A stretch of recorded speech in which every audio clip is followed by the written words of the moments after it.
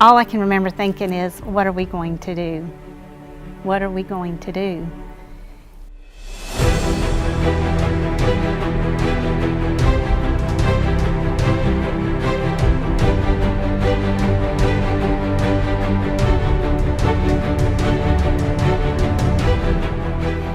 The wind was what was, I guess, so horrific when the roof started coming off.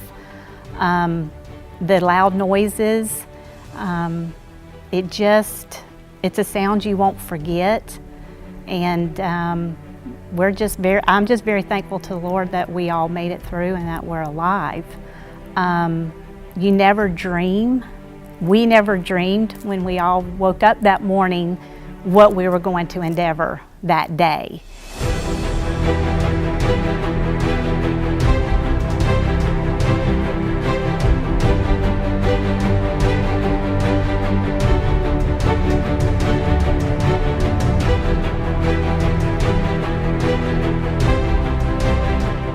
Our pastor stayed in his home, but he, as many people, just got concerned about family members, because a lot of the family members just chose to stay in their own homes or with somebody else because they didn't know the magnitude of what this storm was going to bring.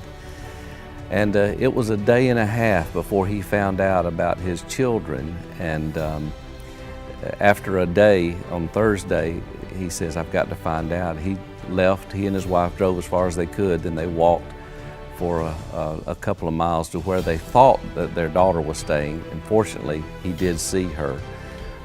His son's home was demolished, and it was a while before he got it with them, but a lot of people have said the anxiety of just not knowing about their family or friends was very prevalent with all of their family members. But as people finally would connect with their family, there's just a sense of peace that they would get. But he went through a trying time looking for his family. You know, the storm came here on Wednesday, and as a matter of fact, I talked about this yesterday in my sermon. After the storm was over, and it was Thursday, the overwhelming desire of my heart was not for my home to be repaired or the trees to be removed. But it's hard to explain, but there was such a desire in my heart that Sunday, 3 days removed, to be with my church family.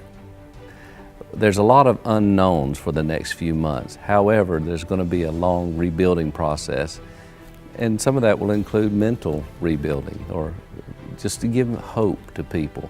And maybe as the choir and orchestra, you could come down and just give some more hope to believers, because that's been a word that's been thrown around a lot lately. I would say to the choir and orchestra, First Baptist Church Atlanta, listen, you don't understand how important what you do is to encouraging my heart and so many other hearts. And I don't know of anything that encourages us any more than Christian music.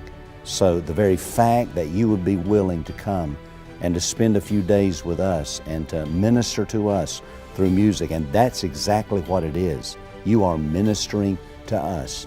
There's some people in Bay County and beyond that needs their hearts lifted up and encouraged, and nothing can do that like what you're doing to come and do for us. And so, man, thank you.